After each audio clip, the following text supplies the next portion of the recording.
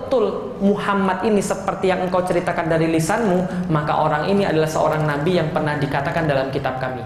Di saat orang-orang barat menyangka ketika lagi sakit ada setan yang masuk, ada hantu yang masuk dan harus dicari penyihir untuk dibakar, maka dunia Islam mengenal bedah. Percaya nggak teman-teman sekalian bahwa Islam adalah agama yang aturannya paling banyak? Percaya nggak? Ingat ya, tempat yang bersih memaksa orang untuk berbuat bersih. Ini kejadian nyata. Saya bawa teman saya petani, ndeso banget, ndeso banget, bawa ke Jakarta, pergi ke mall itu. Nah setelah pergi ke mall itu dia bilang, "Sat, kalau mau ke WC kemana?" Saya bawa dia ke WC. Sampai di sana, bentar lagi dia langsung keluar. "Loh kok kamu cepet banget di WC?" "Iya, saya nggak tega ngencinginnya." Benar selesai. Karena terlalu bersih. Bagi dia WC itu bukan begitu gitu kan ya. Bagi dia WC terus berair gitu kan ya. Maka nggak bisa kencing di situ lah. Kenapa? Karena terlalu bersih. Saya bawa ke WC ke basement, dia baru bisa kencing. Paham tidak selesai? Artinya apa? Orang yang kemudian dia biasa hidup di tempat yang kotor, walaupun dibuat tempat yang bersih, walaupun dia kotor, dia terpaksa untuk berbuat bersih. Tapi pernah pergi ke pasar yang kotor bawa bin becek? Pernah? Pernah. Ngeliat orang ngeludah di situ? Pernah? Bukan ngeludah, muntah dari situ. Lah kenapa dia muntah di situ? Tempat yang kotor memaksa orang berbuat kotor. Kalau dia tidak berbuat kotor, dia merasa ada dosa di situ. Dia merasa berdosa kalau nggak ikut-ikutan kotor. Betul begitu? Ada orang kemudian buang sampah di mana-mana. Sampah semua. Kita juga buang sampah. Alasannya apa? Yang lain juga begitu. Itu kan ya? Yang lain juga gitu. Ini sudah kotor, sekalian aja kotorin juga gitu kan ya. Harus berpartisipasi seolah-olah kan gitu kan ya. Indonesia misalnya, kalau Madinah tadi yang masuk kotor jadi bersih, yang masuk bersih tambah bersih. Maka kalau kemudian dalam sistem yang benar, maka Islam juga benar. Sejarah membuktikan bahwa seluruh yang hebat-hebat tadi semua terjadi ketika ada 3 pilar: individu, masyarakat, dan negara yang menerapkan syarat Islam dalam bentuk khilafah tadi. Nah, sekarang masalahnya adalah kita lihat pilar pertama. Pilar apa tadi? Individu. Sudah ada atau belum? Sudah ada atau belum kira-kira? Sudah ada. Nih, masih banyak orang mau sholat. Betul begitu? Walaupun nggak mau sholat 5 kali sehari, minimal maghriban dia masih mau sholat. Betul ya? Walaupun nggak mau maghrib, minimal seminggu sekali. Kapan? Jumatan. Walaupun nggak mau Jumatan, minimal setahun sekali Lebaran. Pakai selfie dulu. Oh, gue ini muslim loh gitu kan. Pakai peci, pakai sarung. Kenapa? Karena nggak pernah sholat gitu kan, maksudnya gitu. Setahun sekali Lebaran gitu kan ya. Walaupun nggak mau sholat seumur hidup, minimal sekali disolatin. Betul begitu? Lah makanya jadi orang tuh sering-sering pergi ke masjid biar orang tahu kalau Anda tuh muslim gitu kan ya. Jangan sampai Anda mati tiba-tiba dia ke masjid, ini siapa? Ini saya nggak pernah tahu nih. Itu bahaya itu. Lah kenapa? Karena orang nggak tahu dia muslim. Ini berbahaya ini. Nah maka individu insya Allah masih ada lah. Walaupun dia tato-tatoan, dia minum minuman keras, tapi kalau misalnya dia mati, dia tetap mau dikain kafanin. Walaupun dia tato-tatuan, Rasulnya dihina, dia tetap marah. Karena masih ada jiwa Islam dalam individu-individu kita. Yang kedua, masyarakat yang peduli. Sudah ada belum kira-kira? Insya Allah sudah ada. Banyak kelompok, banyak organisasi, banyak harokah-harokah, gerakan-gerakan yang inginkan kebaikan-kebaikan Islam, yang menginginkan kebangkitan Islam. Insya Allah masih ada. Yang ketiga, negara yang menerapkan syariat. Sudah ada atau belum? Saya pernah ditanya begini, Ustaz, penyakit apa yang paling berbahaya bagi umat muslim? Saya bilang dari dulu sampai sekarang sama. Apa? Syirik. Bedanya apa? Dulu syirik kontemporer, dulu syirik jahiliyah tradisional, sekarang syirik kontemporer. Apa bedanya? Syirik jahiliyah zaman dulu ketika zamannya Arab jahiliyah dulu. Ngapain mereka? Nyembah berhala. Berarti Tuhannya orang Arab sebelum datang Islam namanya siapa? Betul, namanya Allah. Loh kok Allah sih? Allah kan Tuhan kita. Iya, Tuhan mereka juga. Loh, Ustaz jangan sembarangan ngomong. Enggak. Berarti Tuhan mereka juga? Iya. Loh, berarti Ustaznya sesat jangan-jangan? Enggak percaya, kita buktiin. Dulu sebelum ada Islam, ketika zamannya bapaknya Rasul namanya siapa? Abdullah, artinya hamba Allah. Berarti zamannya Abdullah sudah ada Allah belum? Sudah. Jauh sebelumnya Nabi Ismail dan Nabi Ibrahim bangun Ka'bah. Nama Ka'bah nama lainnya apa? Bait, rumahnya Allah. Berarti zaman itu sudah ada Allah belum? Orang Arab tatkala ditanya man rabbuka, siapa Tuhan Anda? Mereka jawab dengan sangat yakin, Rabbi Allah, Tuhan kami Allah, Rabbana Allah, Tuhan kami itu Allah. Tapi ketika mereka ditanya man ilahuka, siapa ilah kalian? Siapa sesembahan kalian? Maka mereka baru jawab Ilahi, Lata, Uzza, Manah, Hubal dan sebagainya. Jadi syirik itu bukan tidak mengakui Allah, tapi syirik adalah mengakui Allah tapi cari selingkuhan.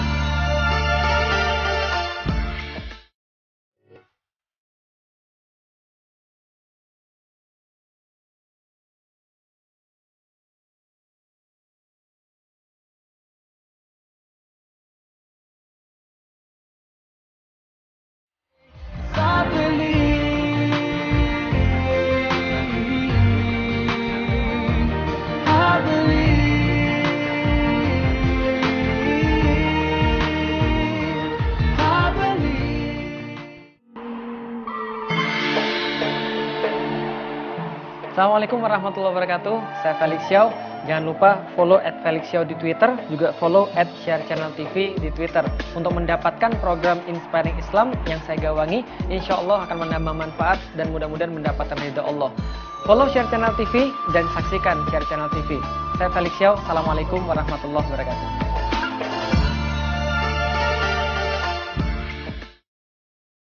Assalamualaikum. Sebagai umat muslim, kita diperintah untuk menutup aurat. Model himar yang satu ini sebelumnya sering kita jumpai dikenakan melingkar di leher saat musim dingin agar tubuh tetap hangat. Jangan ragu-ragu lagi untuk memakai hijab. Hijab adalah lambang identitas kita.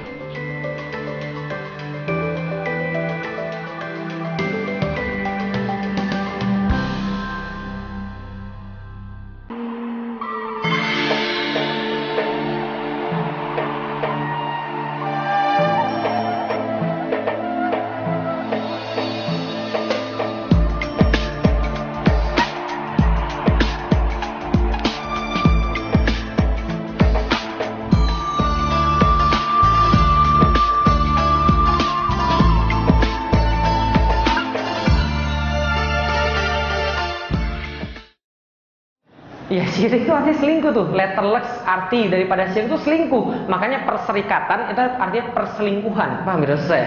Saling mencampuri, perserikatan artinya begitu. Maka Islam datang bukan kalimat la robba ilallah, bukan karena orang Arab sudah tahu Rob itu Allah, tapi Islam datang dengan kalimat la ilaha illallah. Tidak boleh ada Tuhan itu Allah dan tidak boleh ada yang lain yang menyembah selain Allah. Tidak boleh. Lah kenapa? Karena la ilaha illallah. Bisa dipahami teman sekalian. Itu zaman dulu, syirik zaman dulu. Zaman sekarang kira-kira sama atau enggak? Zaman dulu Allah diikuti sebagai pencipta, tapi Allah tidak diikuti sebagai tempat meminta. Zaman dulu Allah diakui sebagai yang akan dikembalikan kepada Dia, tapi tidak diakui dalam hal-hal muamalat dan sebagainya. Tapi zaman sekarang kira-kira sama atau enggak? Nih lihat zaman sekarang nih. Nih, masjid di mana-mana ada Allah dan ada Muhammad. Betul begitu? Tuh lihat tuh, sekeliling kita tuh Allah, Muhammad, ayat-ayat semua yang mengingatkan untuk sholat, mengingatkan untuk bertakwa pada Allah. Betul begitu? Pernah nggak ngelihat di Al-Azhar sini ada cewek masuk pakai tank top? Pernah nggak? Nggak pernah ya? Atau pakai hot pants pernah? Nggak pernah ya? Kenapa senekat-nekat apapun cewek di luar pakaiannya masuk masjid pasti ditutup-tutupi juga, walaupun nggak agak-agak nggak rela gitu ya, tapi ditutupin juga. Kenapa kira-kira begitu kira-kira? Kenapa kira-kira? Takut apa? Kualat. Jangan main-main lu, ini rumahnya Allah nih, rumahnya Muhammad, Allah lihat lu, hati-hati lu. Maka mereka nggak berani. Kenapa? Takut dikutuk jadi kodok. Makanya nggak berani. Kualat takutnya. Maka sama ketika bulan Ramadan, pernah satu waktu ketika saya pergi ngisi di kantoran, ketika bulan Ramadan, pas mau zuhur sholat ada satu cewek seksi banget. Lo kok usah tahu kelihatan mau gimana lagi gitu kan? Nah, cewek seksi banget. Nah, pas mau sholat tuh kan dia pakai mukena tuh ceritanya, mukena rapi gitu kan ya. Nah, pas dia mau sholat itu ada cewek datang pada dia, cewek lain datang pada dia, dan ini iseng nih ceweknya. Dia bilang gini, mbak sebentar, mbak jangan sholat dulu deh. Lah kenapa? Saya mau nanya dulu mbak. Apa mau nanya? Gini mbak, kenapa mbak pas sholat mbak tutup aurat? Tapi ketika mbak selesai sholat, mbak buka lagi. Mbaknya ngamuk. Lah kemudian bilang begini, kamu ini nggak pernah diajarin orang tuamu ya? Ini kan menghadap Allah.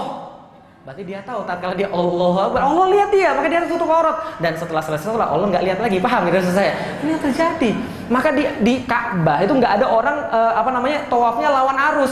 Paham gitu saya? Kalau ada yang lawan arus kira-kira gimana? Diinjek-injek sampai mati dia. Lah kenapa? Allah melihat, tapi orang tidak merasa Allah melihat ketika di luar masjid, di luar bulan Ramadan, dan di luar sholat. Ini yang menjadi syirik baru. Lah kenapa? Di masjid dia taat sama Allah. Tatkala masuk masjid, pemimpin kemudian mengatakan harus bertakwa pada Allah, Rasul tuntunan kita, teladan kita sampai akhir zaman, pemimpin terbaik dan sebagainya. Tapi keluar daripada masjid, mereka taat pada yang lain, mereka bikin aturan-aturan yang lain, bahkan menyelisihi aturan-aturan Allah. Ini yang kemudian kita lihat bukan sekarang. Mereka dengan nyata menyelisihi aturan Allah. Pertanyaan saya sederhana, riba halal atau haram? Halal atau haram? Haram. Saya banyak ngisi di bank. Dan walaupun saya ngisi di bank, itu yang karyawan-karyawan bank, itu ketika ditanya, riba halal atau haram, mereka jawab apa kira-kira? Haram. Mereka tahu haram. Loh kenapa nggak keluar? Itu proses, gitu kan ya. Kita doakan saja, gitu kan ya. Maka keberhasilan Felix Xiao ketika ngisi di bank adalah pengajarnya bubar, gitu kan ya. Enggak juga. Jadi itu riba, jelas-jelas haram gitu kan ya. Tapi ternyata apa? Diperbolehkan. Sesuatu yang diharamkan oleh Allah dihalalkan oleh para penguasa. Poligami halal atau haram? langsung cepat halal gitu kan ya. Tapi diharamkan oleh para penguasa. Ini yang kita lihat bahwa sesuatu yang dihalalkan jadi haram, sesuatu yang haram jadi halal, sesuatu yang halal jadi haram. Persis nggak kayak syirik-syirik jahiliyah? Sama. Suatu waktu Adi bin Hatim lewat di depan Rasulullah, baru masuk Islam ceritanya Adi bin Hatim ini. Tapi dia baru masuk Islam masih pakai kalung, kalungnya emas, udah emas salib pula. Sudah salib emas pula, itu karena dosanya dua tuh. Namun ketika lewat Rasulullah, Rasul bilang, Adi, itu campakkan tuh kalungmu, campakkan tuh kalungmu. Adi bilang, kenapa harus campakkan kalung saya Rasulullah? Rasul jawab, itu adalah lambangnya mereka. Rasul kemudian jawab surat At-Taubah ayat 31, ittakhadhu ahbarahum wa ruhbanahum arbaba min dunillah. Mereka orang-orang Nasrani dan mereka orang-orang Yahudi, mereka jadikan pembesar-pembesar mereka. Mereka jadikan rahib-rahib mereka sebagai tuhan-tuhan tandingan selain Allah. Adi bin Hatim tanya, apa yang kau maksud itu? Saya nggak melihat mereka menyembah rahib, saya nggak melihat mereka menyembah pembesar. Rasul katakan, mereka pembesar dan rahib menghalalkan sesuatu dan masyarakat mengikuti mereka, dan mengharamkan sesuatu lalu masyarakat mengikuti mereka. Persis yang terjadi sekarang, halal jadi haram, haram jadi halal. Maka ini yang terjadi sekarang. Belum ada negara yang menerapkan Islam, tidak ada satupun negara di dunia yang menerapkan syariat. Maka sekarang kita ibaratnya punya dua pilar tapi kita tidak punya yang ketiga. Jadi Islam mau ditaruh di atas jadinya jomplang, nggak bisa. Kenapa nggak bisa? Karena kekuasaan dan agama itu seperti saudara kembar. Utsman bin Affan mengingatkan, sesungguhnya Al-Quran itu bisa menghilangkan maksiat, tapi ada maksiat-maksiat yang nggak bisa dihilangkan Al-Quran, tapi bisa dihilangkan kekuasaan. Contoh, tau glodok? Tau glodok? Jualan apa di glodok? Selain elektronik? Oh, mbak-mbak memang nggak tahu, bapak-bapak yang tahu. Jualan apa, Pak? Jualan apa, Pak? CD apa, Pak? CD porno. Berapa harganya, Pak? Oh, 5.000 ada distributor. Harganya 5.000. Sekarang udah naik mungkin sekitar 6.000 atau 7.000. Oh, saya tahu sih. Kira-kira aja. Nah, jadi itu dijual di sana satu hari bisa 2 juta keping. Lo kok bisa tahu? Kemarin ketika Desember itu di razia sama polisi dapat 2 juta keping 2 hari. 1 sampai 2 juta keping dijual setiap hari. Dan hasilnya apa? Kemarin pemerkosaan angkot. Ketika diwawancarai, ketika ditanya, "Kenapa memerkosa?" Habis nonton film porno terangsang. Gitu kan ya? Di Makassar, anaknya 9 bulan diperkosa sampai mati. 9 bulan loh perempuan. Habis nonton film porno di Bogor. Anak kelas 4 SD diperkosa anak kelas 5 SD, 4 orang digilir. Lalu kemudian ketika sudah ditanya, habis nonton film porno. Ini yang terjadi pada anak-anak kita. Film porno dan sebagainya. Polisi tahu nggak di situ jualan film porno? Tahu, ambil tindakan atau tidak? Enggak. Akhirnya orang-orang sudah kemudian kesel, orang nggak bisa berbuat apa-apa lagi. Besoknya kemudian ambil pedang, ambil obor, kemudian dihancurin tempat itu. Besoknya muncul umat Islam bertindak anarkis. Lah kenapa? Karena bukan mereka yang punya kekuasaan. Coba yang punya wewenang. Coba polisi yang kemudian nutup itu. Dikatakan anarkis nggak? Enggak. Tapi negara tidak melakukan tugas seperti itu. Kenapa? Karena mereka tidak boleh melakukan atas dasar sara. Gitu kan ya? Bisa dipahami dari saya? Sampai kapanpun akan terjadi seperti sekarang. Sampai kapanpun orang kafir bisa menguasai Indonesia kalau sistemnya bukan sistem Islam itu. Tapi kalau dalam sistem Islam maka tidak perlu ada fatwa golput. Yang perlu adalah haram hukumnya milih orang kafir. Enak kan ya? Haram hukumnya milih pemimpin yang tidak berlandaskan syariat Islam. Enak kan ya? All Muslim final. Keren, milih siapa aja jadi, gitu kan ya. Nah ini yang kita inginkan. Tapi ternyata kondisi seperti sekarang, nah ini yang kemudian menjadi nasihat Imam Ghazali. Fa inna dunya mazratul akhirat. Sesungguhnya dunia adalah ladang bagi akhirat. Yang terakhir, wala yatimu dinu illa bidunya. Tidak akan sempurna agama tanpa adanya dunia. Wal mulku wad dinu atu amani. Sesungguhnya agama dan dunia seperti saudara kembar. Falidini aslun wa sultanu harisun. Bagi agama laksana dasar dan bagi sultan kekuasaan laksana penjaganya. Famala asallahu famahdumun. Yang tidak ada asas pasti akan hilang, pasti akan hancur. Wa mala harisalahu fatdoyi. Yang tidak ada penjaga pasti akan hilang. Maka agama tanpa kekuasaan akan hilang, akan hancur. Tapi kekuasaan ada tanpa ada agama akan hancur. Tapi kalau agama tanpa kekuasaan akan hilang. Ini yang terjadi sekarang. Sekarang agamanya tidak ada, penguasanya main-main.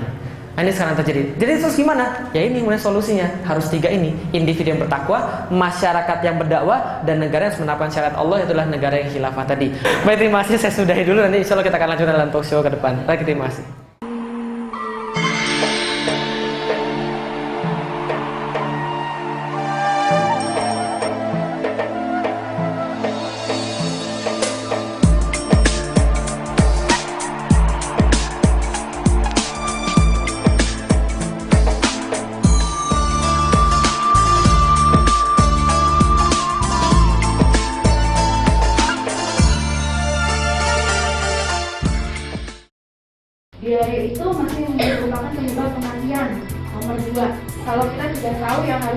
dari tatanan pelajaran sebenarnya cuma satu ya, dehidrasinya aja. Gigi sulung yang tidak dirawat sangat mempengaruhi pertumbuhan dan perkembangan gigi tetapnya orang. Menganjurkan kita menjaga, kita mencegah daripada mengobati.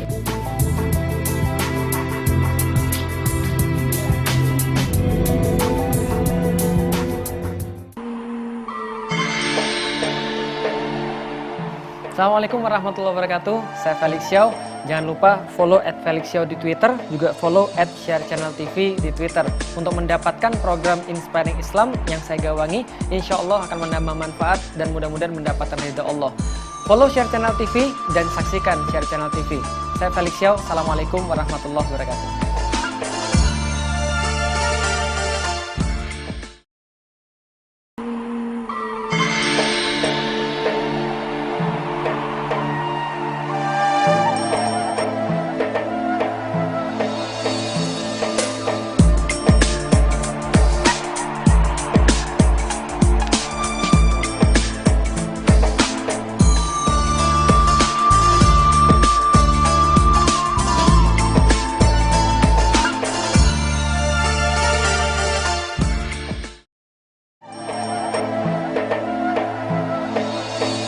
Khilafah dalam definisi yang telah disepakati oleh para ulama adalah kepemimpinan umum untuk seluruh kaum muslimin di dunia yang mereka menerapkan syariat Islam di tengah-tengah masyarakatnya dan mengemban dakwah ke seluruh dunia. Itu adalah definisi khilafah berdasarkan kesepakatan para ulama.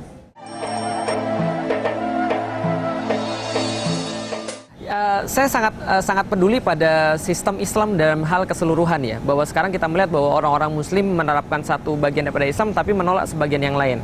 Mereka beribadah dengan khusyuk tapi mereka tidak peduli dalam hal-hal yang lain yang menurut mereka bukan Islami. Dan parahnya memang kalau kita berbicara tentang kepemimpinan, kita bicara tentang kekuasaan, seolah-olah itu adalah sesuatu hal yang berbeda dan berpisah dengan Islam secara ibadah. Nah, saya ingin memperkenalkan bahwa Islam ini juga selain memerintahkan manusia untuk beribadah secara mahdoh, sholat, puasa, zakat, haji dan sebagainya, maka Islam juga mewajibkan kita terikat dengan aturan-aturan Allah dalam seluruh kehidupan. Nah, maka konsep khilafah ini adalah sebuah konsep keseluruhan daripada Islam. Bagaimana cara terikat baik secara politik, pemerintahan, budaya, ekonomi dan sebagainya, sehingga kita memang beribadah pada Allah 24 jam sehari dan 7 hari seminggu.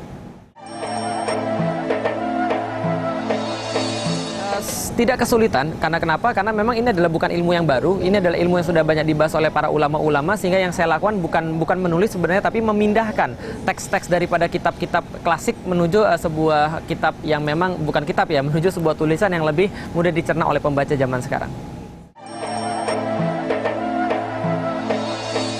Kalau dalam buku ini kita mengambil angle untuk menceritakan tentang khilafah adalah dari bagaimana bisa ketika satu masa Islam sangat tinggi sekali, sangat luar biasa peradabannya, sangat tinggi, sangat hebat teknologinya, dan pada waktu itu kita melihat Amerika belum seperti itu, Eropa belum seperti itu, bahkan jauh sekali tertinggal dengan khilafah Islam. Tapi pada zaman sekarang kaum muslim di mana-mana terpuruk. Nah, kita ingin mengangkat mengapa ada hal yang seperti itu. Di satu sisi ada Islam yang sangat jaya, sedangkan sekarang muslimnya terpuruk di mana-mana. Nah, kita menemukan bahwa dalam jangka waktu Islam sedang berjaya, mereka didukung dan disokong oleh 3 pilar. Pilar individu, pilar masyarakat, dan pilar negara. Nah, negara ini adalah negara khilafah yang sekarang tidak ada. Sehingga kaum muslimin sekarang hanya menerapkan, itu pun tidak maksimal, hanya 2, pilar individu dan pilar masyarakat. Ya, kalau buku ini memang dibuat untuk kalangan-kalangan muda ya. Nah, kita mentargetkan anak-anak SD, SMP, mereka sudah lebih aware dengan sesuatu yang lebih besar ini, tentang suatu pemikiran yang besar ini. Kalau kita berbicara tentang khilafah, maka mulanya khilafah adalah setelah Rasulullah wafat. Jadi ketika Rasulullah wafat, Rasul katakan fa innama la nabiyya ba'di fasatakunu khulafa'u fataksur.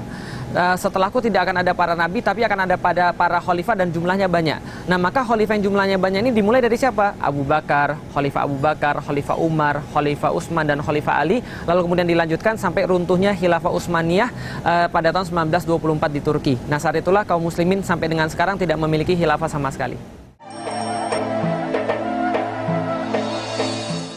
Kondisinya adalah ketika khilafah dicoba untuk dikembalikan pasca runtuhnya 1924, maka gagalnya sebenarnya bukan karena rakyatnya sendiri yang menolak, tapi lebih kepada penguasa yang tidak mengizinkan. Maka kita tahu bahwa pasca 1924 ini ada muncul khilafah movement di India yang mereka memprotes dan menulis petisi pada Mustafa Kemal pada waktu itu di Turki yang mendirikan Republik Turki. Mereka membuat petisi untuk menuntut agar khilafah dikembalikan, tapi ternyata tidak direspon oleh pemimpin-pemimpin. Nah, maka sekarang sebenarnya kalau yang saya lihat, selain memang lemahnya pemahaman kaum muslimin, ini juga sangat didorong oleh pengaruh daripada eksternal.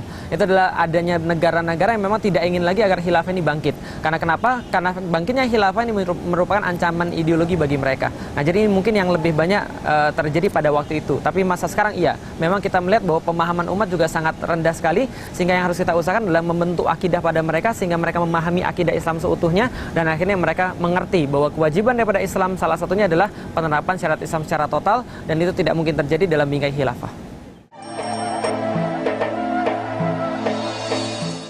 Baik, khilafah runtuh pada tahun 1924 itu bukan pekerjaan 1-2 hari ataupun 1-2 tahun. Nah, setidaknya kita bisa rinci dalam 2 sebab kenapa khilafah bisa runtuh pada tahun 1924. Yang pertama adalah faktor internal, merupakan rendahnya pemahaman kaum muslimin tentang Islam, sehingga menyebabkan banyak kaum muslimin tidak paham tentang Islam itu sendiri, diakibatkan oleh lemahnya mereka tentang memahami bahasa Arab, masuknya filsafat India, filsafat Yunani, dan filsafat Romawi pada mereka, sehingga mereka berseteru sendiri. Nah, inilah kemudian yang pertama secara internal. Yang kedua adalah serangan-serangan fisik dari luar. Rusia, mereka menyerang lewat Laut Hitam, dan mereka menguasai wilayah bagian utara. Inggris menyerang, termasuk Prancis, Italia, dan sebagainya. Mereka bangkit setelah 3G, God, Gospel, and Glory pada abad ke-15-16, sehingga itu mengakibatkan juga kerusakan yang sangat luar biasa pada kaum muslimin. Nah, faktor internal dan eksternal inilah yang bergabung menjadi satu yang akan menyebabkan khilafah runtuh pada abad ke-19.